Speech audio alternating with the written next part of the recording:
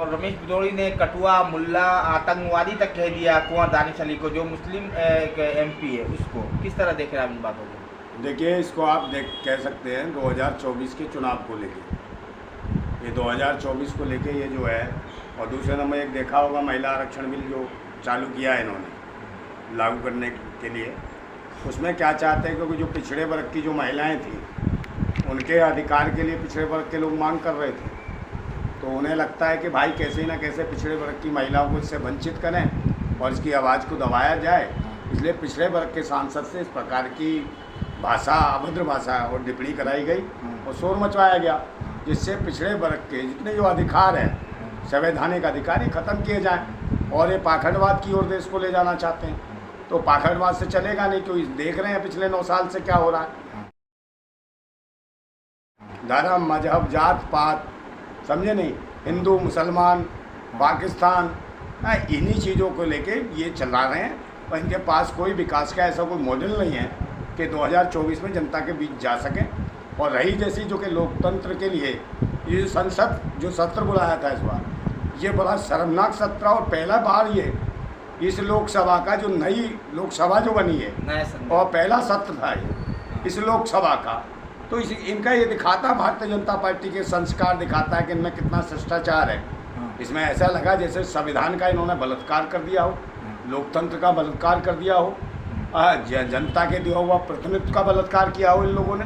क्योंकि एक सांसद और एक सांसद की मॉब लिंचिंग कर रहा है। पहले ये मॉब लिंचिंग संसद से बाहर हो रही थी, चाहे गाय गंगा के नाम पे हो रही होती, चाहे धर्म के नाम पे हो रही हो, चाहे जात के नाम पे हो रही हो, चाहे खाने पीने की वस्तुओं के नाम पर हो रही हो, या देवी देवताओं के नाम पर मॉब लिंचिंग कर रहे हो ये लोग। आज ये देखा, पूरे देश ने, पूरी दुनिया ने देखा कि संसद भवन के अंदर एक सांसद दूसरे सांसद का धर्म और मजहब को पाखंड बना के उसको चिल्ला कर उसकी मॉब लिंचिंग कर रहा है।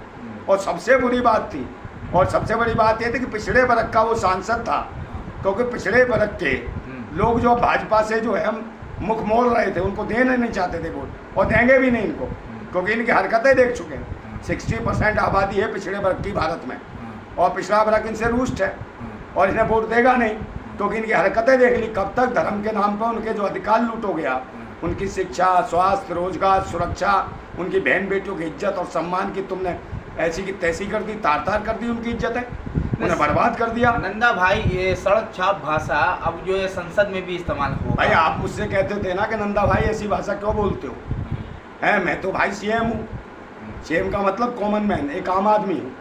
है, मैं बोल सकता हूँ ऐसी बात। आप मुझसे सवाल उठाते थे, आप ये देखो संसद भवन में जो आपने चुन के भेजे हैं, देश के प्रधानमंत्री की भाषा देखो, इनके सांसद की भाषा देखो, और इनके कुकर्म देखो, कुकर्म तो दिख रहे हैं इनके मुख्यमंत्री, कुकर्म देखो। जो मणिपुर में जो हाल हुआ, देश की बहन बेटियों को निर्वस्त्र करके दौड़ाया गया, और तो और पूर्व सैनिक की पत्नी को नंगा करा, उसको निर्वस्त्र कर परेड कराई, उसका बलात्कार किया इन लोगों ने, इनकी सरकारों ने।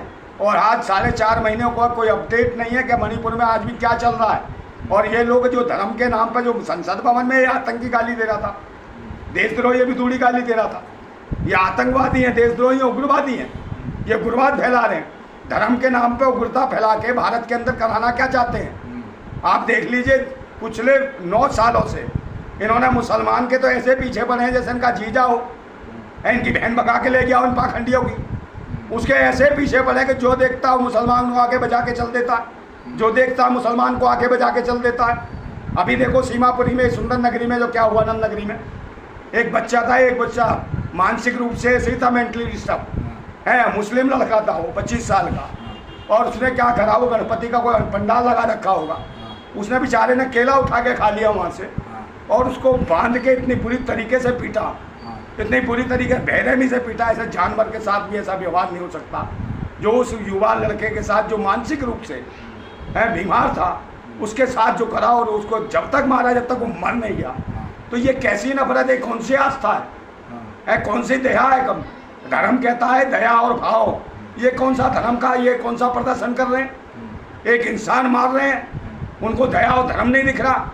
तो ऐसे धर्म का मैं विरोध करता हूँ, ऐसे हमेशा धर्म का विरोध करता हूँ जो इंसानियत का दुश्मन है। जिस तरीके से दानिश अली को आतंकवादी कहा गया, आतंकी कहा गया, अगर आतंकी है वो, तो संसद में क्या कर रहा है? भाई इन्हें पता होगा ना आतंकी ये क्या है? आतंकी तो ये आतंकवादी बना रहे हैं उसको, और दिखा रहे हैं उसको आतंकवादी और गालियां दे रहे हैं उसको जिस प्रकार की भाषा का उपयोग किया है। मेरे जैसा आदमी जो इतना उल झलूल भी बोलता है वो भी वो भाषा इस्तेमाल नहीं करना चाहता। इस भाषा का गंदे शब्दों का जो उपयोग करा और माँ बहन तक की बातें कही गई। कठुआ देखिए ये कठुआ मुल्ला है, ये पता नहीं क्या क्या।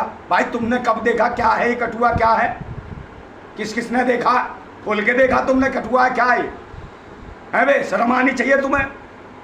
क्या यही देखने के लिए पैदा हुआ? इनकी जो अभद्र भाषा है इनके कमीनेपनों को दिखाती है, सरकार के नकारापन निकम्मेपन को दिखाती है। ये सरकार नालायक है, निकम्मी है, ये देश को बर्बाद करने पर तुली है, देश को बेच रही है। और इनके दामाद वो हैं जो यहाँ से ले लेके भाग जाते हैं देश का पैसा, चाहे नीरव मोदी हो, विजय माल्या हो, उनके कर्जे माफ कर दो। संसद भवन में वो जो था सांसद रमेश बिधूड़ी जो चिल्ला रहा था, ये पिछड़े वर्ग के समाज के अधिकारों का दुश्मन हो चुका है, समझे? पिछड़े जो समाज के जो अधिकार है उनका हनन करा रहा है, उनको खत्म कराने का काम कर रहा है, ढोंग पाखंड की बात कर रहा है। अब एक बात बता, जब तुझे इतने धर्म में ज़्यादा शौक है तो संसद में काहे को आया? संसद में इसलिए तुझे समाज ने चुन के भेजा कि उनके हक और अधिकारों की बात करेगा। अब तुझे घंटा ही बजाना है तो भाई मंदिर खोल ले वहीं, क्यों संसद में आया तू? है देश के जो 60% जो पिछड़े समाज के लोग हैं उनके अधिकारों को ये खत्म कराना चाहता है रमेश बिधूड़ी। और रमेश बिधूड़ी से समाज नहीं है पिछड़ा समाज, और पिछड़ा समाज चाहे तो एक रात में पता नहीं कितने रमेश बिधूड़ी पैदा कर दे, ये ध्यान रखो। बताइए, मुस्लिम सांसद रोने लगते हैं। देखिए वो तो बेकार था मुस्लिम सांसद तुम्हारा, क्योंकि वो मुसलमान बनना था। है मुसलमान देश का नेता भाई, है नेता नहीं क्या देश के? आजम खान साहब है, नेता है देश के, इसलिए उन्हें संसद सदस्यता से खत्म किया कि आज इनकी जगह आजम खान साहब होते तो जवाब देते हैं, इनकी बोलती बंद हो जाती। रोने लगे है मगर ये रोने वाला ये तो बन रहा है और बन रहा तो वहाँ बोला क्यों नहीं भाई? इसके पास क्या माइक नहीं था? वहाँ सब माइक था ना इसकी कुर्सी के आगे, इसने वहाँ विरोध क्यों नहीं करा? उन्हें बोला क्यों नहीं? है तो आके बाहर जाके टेसू बाहर आए, है जैसे लुगाइयाँ रोती है, ट्विटर पे दिखा रहा है। अबे तो तू खुद का दिखा रहा है कि मुसलमानों कह दिया है, तू खुद राजनीति करवा रहा है कि बाद में इस पर राजनीति हो, जो भाजपा चाहती है वही तू काम करा रहा है। और फिर इसको टाई अप भी कह सकते हैं, क्योंकि बहन जी तो गोद में बैठी है भाजपा की, आप जानते हो, और क्यों कराना चाहते हैं समझो। उस पर एक बयान नहीं आया बहन जी का, तो स्थितियाँ देख रहे हो क्या हालत है इस कौम की। और तो और पिछड़े वर्ग को इनको बांटना है, इसलिए इन्होंने इसको हंगामा कराया।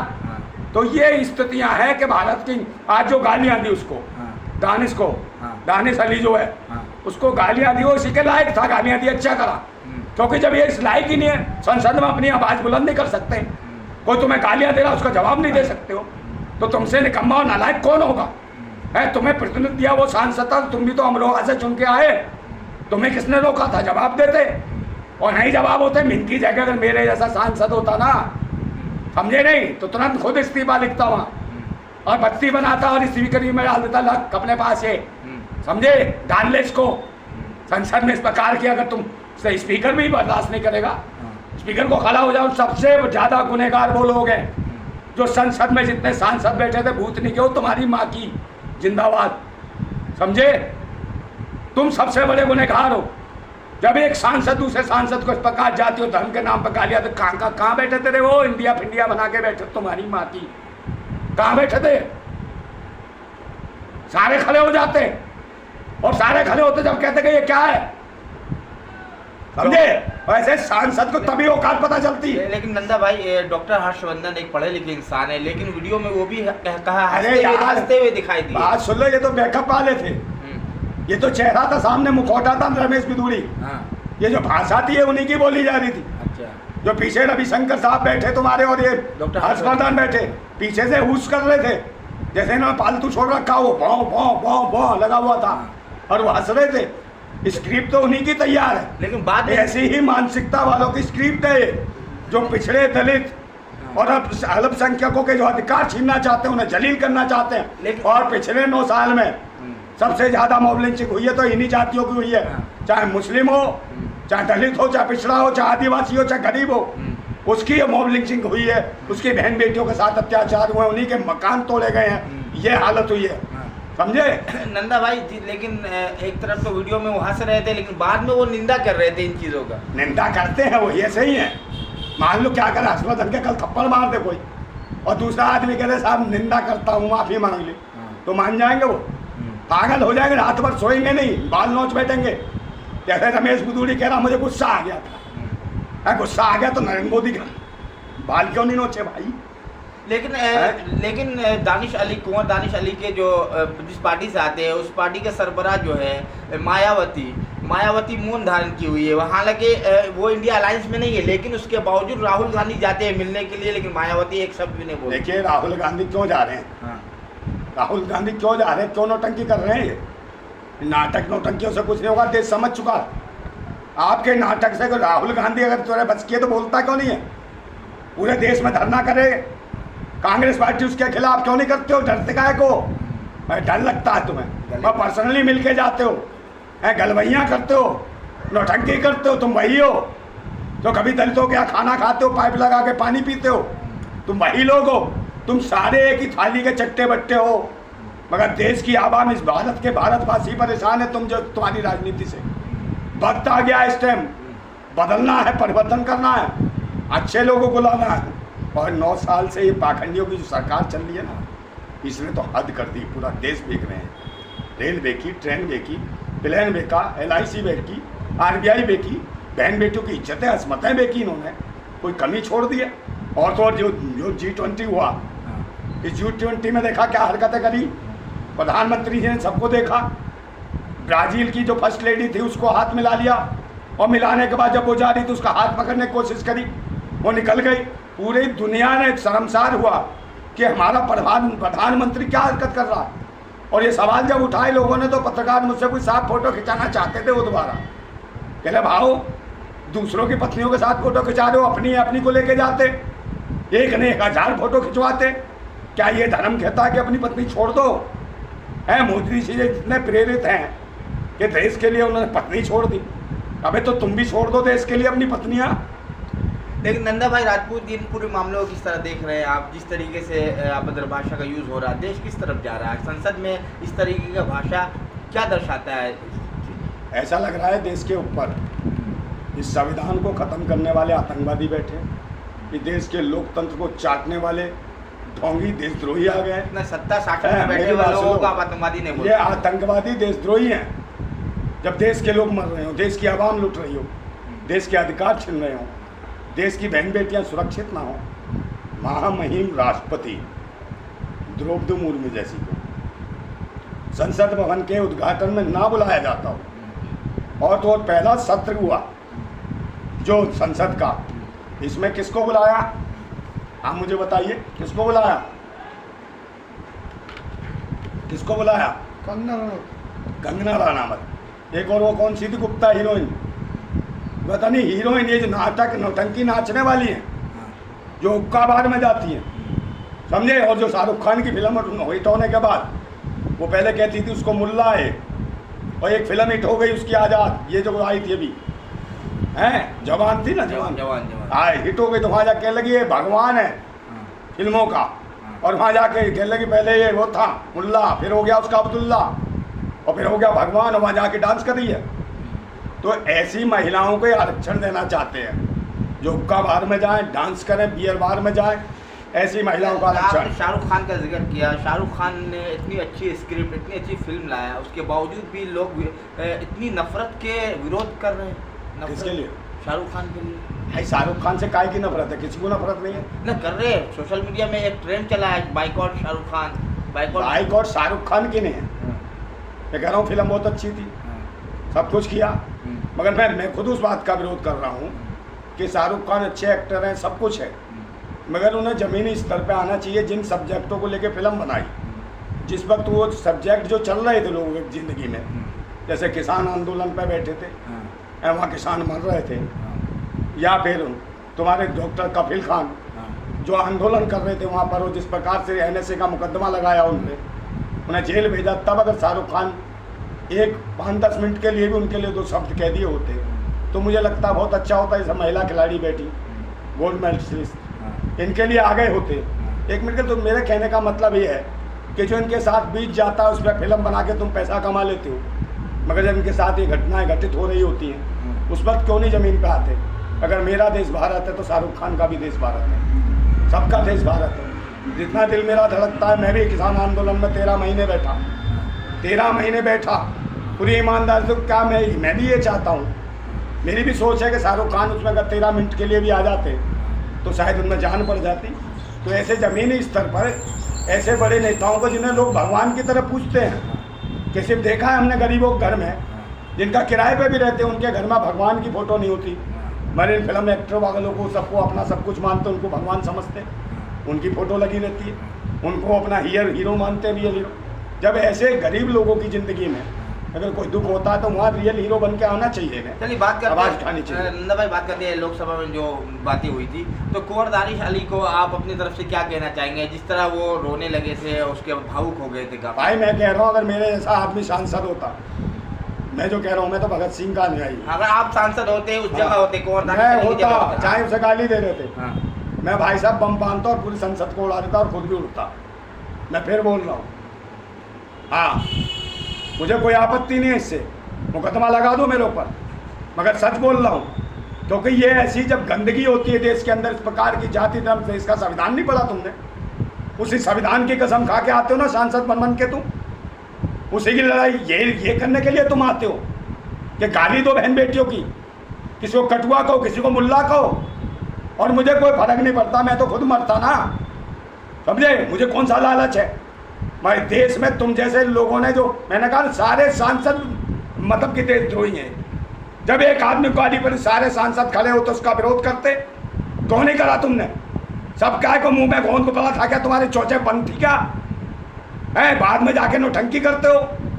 कोई भी नहीं बोला, महामहिम राष्ट्रपति ने भी एक शब्द नहीं बोला, उन्हें भी बोलना चाहिए। हमारे देश की स्थिति ये है कि महामहिम राष्ट्रपति चाहे दलितों के ऊपर कोई पेशाब कर दे, चाहे दलित बहन बेटियों को उल्टा घुमा देगा, जो नंगा करके घुमा दे, तो भी कोई नहीं सुनता उसकी, समझे? मतलब बोलती ही नहीं, उनको मंदिर तक में नहीं घुसने दिया जाता। चाहे से पहले जो वो थे राष्ट्रपति, उनको ही मंदिर में नहीं घुसने दिया। उसके बाद क्या हुआ? ये जो कहीं थी अभी मंदिर में, इनको भी नहीं घुसने दिया। तो ये बताया जाता है कि दलित राष्ट्रपति बन सकता है, मैं मंदिर में नहीं घुस सकता। और ये देंगे महिला आरक्षण, जो महिलाओं का इस तरीके से करते हैं शोषण, जो महिला राष्ट्रपति होकर भी उसे दलित कह के, काली कह के, बेवा समझ के उसे संसद में नहीं बुलाना चाहते, कहते हैं अस्पगुन हो जाएगा, ये लोग करेंगे। ये धर्म की बात करते हैं, जो कहते हैं ढोर पशु शूद्र और नारी ये सब ताड़ना के अधिकारी, समझे नहीं? जो नारी को एक जानवर से बदतर बताते हैं, ये क्या करेंगे? जिस माँ ने पैदा किया उसके खिलाफ बात करने वाले लोग हैं। ऐसा कौन सा धर्म की बात करते हैं?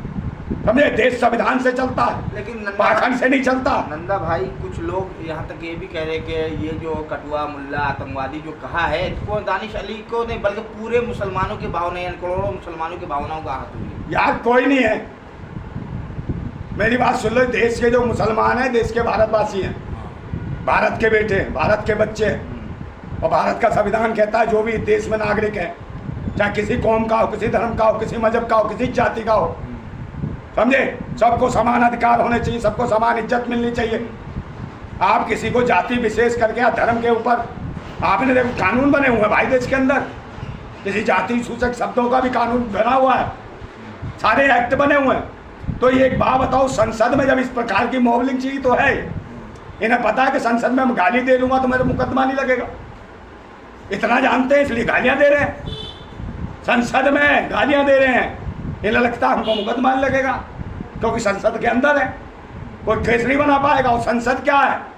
संसद वो है जो संविधान में भी संशोधन करता है, समझे? उस संसद में गालियां देने वाले इस मानसिकता के लोग बैठे हैं, तो संविधान कितना खतरे में है ये समझने की जरूरत है। ना असदुद्दीन अवैसी ने इसी दरमियान एक उनका बयान काफ़ी वायरल हो रहा और काफ़ी लोग इस पे आपत्ति भी जता रहे, तो उनका कहना है कि अब जो है संसद में भी मॉब लिंचिंग मुसलमानों की होगी। तो इस बयान को आप किस तरह देख रहे हैं? नहीं होगी क्या, हो तो गई, होगी क्या, हो गई। और कितनी कराएगा भाई वो असदुद्दीन ओवैसी, और कितनी कराएगा ये बता मेरे को? होगी, अभी करवानी बाकी रह गई है। तू भी तो था तब, क्यों नहीं बोला भाई संसद में? तेरी क्यों चोच बनती? वहाँ संसद के अंदर चोच बनती ना, और अरे वे भाषण देता है बाहर जाके। उस दिन कहाँ थे? नहीं था तो कहाँ गया था? उस दिन कहाँ थे? क्या रसगुल्ला खाने गया था? हैं? जब पहला संसद भवन का पहला सत्र चालू हुआ इस संसद का, तो ये कहाँ थे या इसलिए गायब थे कि इन्हें पता था पहले से कि गाली पड़ने वाली है दानिश अली को, इसलिए गायब था? हाँ, पूरा ये भी है भाजपा का। हाँ, ये तुमने तो टुपिया चुटिया वालों ने देश की ऐसी का तैसी कर रखी है बेटा। नंदा भाई, तुमने काम खराब कर रखा है। रमेश भिदोड़ी से असदुद्दीन अवैसी की इससे पहले संसद में बहस हो चुकी है। उन्होंने बिल्कुल मुंहतोड़ जवाब भी दिया था कि हमारी जबान का मुकाबला नहीं कर पाओगे, बैठ जाओ। रमेश भिदोड़ी से बहस हो चुकी है अवैसी साहब की। जुबान है, क्या बहस हो चुकी है? कौन सी बहस है? मुंह तोड़ जवाब। अरे यार, क्या बहस करेंगे? लुगाइयों की तरह भेजे क्या? इससे बढ़िया चूड़िया पहना दो इन सांसदों को, कहीं बाहर खड़ा कर दो रेड लाइट एरिया में, वही भाषण देंगे। ये देश को चलाने लायक है? लेकिन ये बात बताओ, ये भगत सिंह जैसे चाहिए इस देश को? नंदा भाई सुनिए, ये जिस तरीके से विपक्ष पे अगर कोई बात होती है तो फौरन निलंबित कर दिए जाते हैं संसद से, फौरन बर्खास्त कर दिए जाते हैं, और लेकिन वही बात भाजपा सांसद की आती है तो 15 दिनों का टाइम दिया जाता है। भाई उनकी सरकार है, तानाशाह शासक है, उनकी सरकार है, वो बादशाह है, सब कुछ है। उनकी मर्जी है, उनका सांसद बलात्कार कर दे महिला खिलाड़ियों का तो कोई सुनवाई नहीं, सुप्रीम कोर्ट कोई आदेश FIR दर्ज करा दे तो गिरफ्तारी नहीं, पोस्को लग जाए तो गिरफ्तारी नहीं। उनके यहाँ के लोग, मणिपुर जो है, मणिपुर में उनकी सरकार है भारतीय जनता पार्टी, अर्थात बलात्कारी जनता पार्टी, समझे। वहाँ हजारों बहन बेटियों को निर्वस्त्र घुमाया जाए, छोटी छोटी बच्चियों का रेप किया जाए, उसके बाद वहाँ का मुख्यमंत्री अपने मजे ले रहा हो। क्या मेरी बात सुन लो, कहीं और का मुख्यमंत्री होता तो ऐसी तैसी कर दी गई होती। अगर इनका अपना मुख्यमंत्री था, मेरी बात सुन लो ना, है बलात्कार होते हो, मोब लिंचिंग होती हो। अभी हरियाणा में क्या हुआ ये भी देखा तुमने। ऐसे ऐसे लोग पागल छोड़ रखे, जो सुरक्षा गार्ड, जो मुंबई और जयपुर ट्रेन में ये कहते हैं कि मोदी और योगी को वोट देना होगा, और जाति धर्म देख के लोगों को गोलियां मार देते हैं। जय श्री राम। है तो ये पागल बिल्ले कहाँ से छोड़ रखे इन्होंने। ये तानाशाह हुकूमत है, ये बेईमान हुकूमत है, ये चोरों की हुकूमत है, समझे। तानाशाह, ये देशद्रोही, ये आतंकी हैं, लुटेरे हैं, बलात्कारी हैं, अत्याचारी हैं। नंदा भाई, क्या लगता है रमेश भिदोड़ी को सजा होगी, एक्शन लिया जाएगा? भाई एक्शन इसके ऊपर एक बनता है कि इसको तुरंत बर्खास्त करें और आजीवन इसके चुनाव लड़ने पर प्रतिबंध लगाएं। ये इसकी सजा है। अगर ये सजा नहीं देंगे तो फिर आगे बहुत दिक्कतें होने वाली हैं, क्योंकि कोई भी कुछ भी कर सकता है देश के अंदर। फिर एक चीज़ बताता हूँ, एक सुन लीजिए मेरी बात, कि मैंने सुने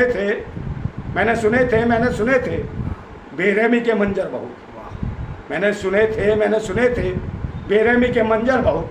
आज ये मंजर मैंने देख भी लिया, और जिसको दिया था देश की हिफाजत का ठेका, उसी खमीने के हाथ में खूनी खंजर देख भी लिया। ये हालत है भारत की।